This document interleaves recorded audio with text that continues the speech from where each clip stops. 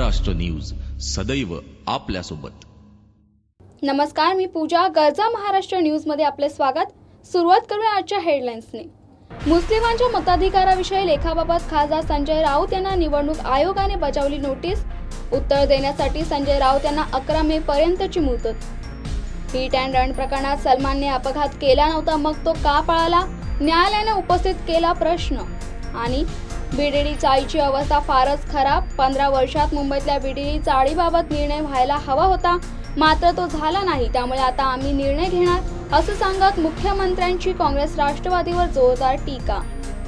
Maharashtra news सदैव आपल्यासोबत। आता पाहूया सविस्तर वृत्त। मुस्लिमांच्या मताधिकाराविषयीच्या लेखाबाबत शिवसेना नेते आणि खासदार संजय राऊत यांना निवडणूक आयोगाने नोटीस बजावली। या नोटीसचं उत्तर देण्यासाठी संजय राऊत यांना 11 मे पर्यंतची मुदत देण्यात आली। संजय राऊत यांनी शिवसेनेचे मुखपत्र असलेल्या सामनाच्या लेखातून मुस्लिम समाजाच्या मतदानाचा अधिकारच काढून घेण्याचं मत मांडलं होतं। मुस्लिम समाजात वाढलेल्या व्होट बँकेचं राजकारण थांबवण्यासाठी मुस्लिम नागरिकांचा मतदानाचा हक्क काढून घेतला पाहिजे, असं संजय राऊत यांनी म्हटलं होतं। राऊतांच्या या वक्तव्यावरून मोठा वादही निर्माण झाला होता। आता निवडणूक आयोगानेही संजय राऊतच्या लेखाची गांभीर्याने दखल घेऊन त्यांना नोटीस बजावली आहे। भारत आणि चीन या दोन्ही देशांनी सीमा वादावर भूमिका घेताना इतिहासातून बरेच काही आत्मसात केले आहे आणि जागतिक बाजारपेठेत स्पर्धेत टिकून राहण्यासाठी द्विपक्षीय संबंधातून आर्थिक सहयोगासाठी दोन्ही देश कटिबद्ध असल्याचं पंतप्रधान नरेंद्र मोदी यांनी एका मुलाखतीत म्हटले। चीन दौऱ्याच्या पार्श्वभूमीवर नरेंद्र मोदींनी टाइम मासिकाला खास मुलाखत दिली। मोदी म्हणाले की भारत आणि चीन सीमेवर आता मोठ्या प्रमाणावर शांतता आहे। सीमारेषा अजिबात अस्थिर नाही। गेली जवळपास 25 वर्ष दोन्ही बाजूने एकही गोळी चाललेली नाही। दोन्ही देशांनी याबाबत फारच परिपक्वता दाखवली आहे। दोन्ही देश इतिहासातून बरेच काही शिकल्याचं हे द्योतक आहे। 14 मे रोजी नरेंद्र मोदी 3 दिवसांच्या चीन दौऱ्यासाठी रवाना होणार आहे। चीनचे अध्यक्ष शी जिनपिंग आणि नरेंद्र मोदी यांच्यात बीजिंगमध्ये 15 मे रोजी औपचारिक चर्चा होणार आहे। हिट अँड रन प्रकरणात सलमानने अपघात केला नव्हता, मग तो तेथून पळून का गेला, असा प्रश्न न्यायालयाने उपस्थित केलाय। सलमानने जबाब नोंदवताना अपघात आपल्या हातून नव्हे तर चालक अशोक सिंग यांच्या हातून घडल्याचा दावा केला होता।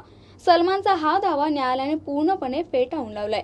सलमानने गुन्हा केला नव्हता, तर अपघात घडला त्यावेळेस त्याने घटनास्थळी जमलेल्या जमावाला चालकाविरुद्ध कारवाई करू असे आश्वासित का केले नाही, त्याने पोलीस ठाण्यात जाऊन अपघाताची तक्रार का नोंदवली नाही, असे मुद्दे न्यायालयाने उपस्थित केलेत।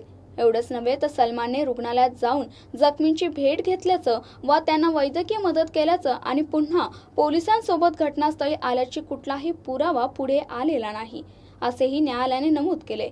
उलट सलमान पोलीस घटनास्थळी येण्याची वाट न पाहताच घरी पळून गेला आणि लपून बसला, असा निष्कर्ष न्यायालयाने नोंदवला आहे।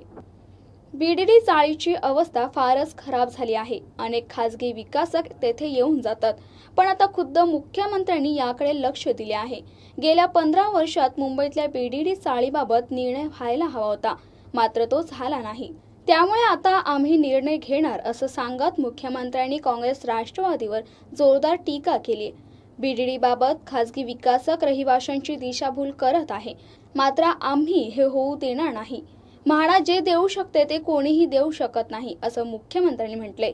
बीडीडीचा आराखडा तयार करून तो रहिवाशांना दाखवू आणि पुनर्विकास करताना पारदर्शकता असेल, असंही फडणवीस यांनी म्हटले।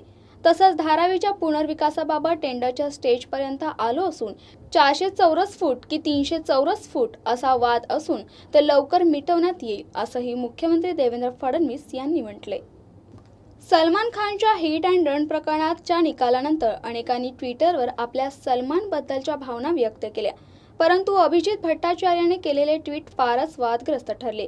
त्यांनी केलेल्या वादग्रस्त ट्विटरवर त्यांनी माफी मागितली। माझ्या ट्विटमुळे अनेकांच्या भावना दुखावल्याने मी त्यांची हात जोडून माफी मागतो, असं अभिजितने म्हटले। मी रस्त्यावर झोपणाऱ्या बेघर लोकांच्या सुरक्षेचा मुद्दा उपस्थित केलाय। हे रस्ते एखाद्याला कुत्र्यांसारखं आयुष्य जगणं भाग पाडतं। त्यांची काळजी कोणीही करत नाही हे माहीत असूनही रस्त्यात झोपणं म्हणजे स्वतःचा जीव धोक्यात टाकण्यासारखं आहे, असं अभिजित म्हणालाय। कुत्रे रस्त्यावर झोपले तर कुत्र्यांचेच मरण मरतील. रस्ते हे गरिबांच्या बापाचे नाहीत. माझ्याकडेही घर नव्हतं म्हणून मी रस्त्यावर झोपलो नाही. फुटपाथवर झोपण्याची फार हौस असेल तर अशा लोकांनी गावी जावं. तिथे कोणतीही गाडी अंगावर येणार नाही, असं त्याने ट्विट केलं होतं. तुर्तास वेळ झाली आहे छोट्याशा ब्रेकची. तुम्ही कुठेही जाऊ नका, पाहत राहा गरजा महाराष्ट्र न्यूज.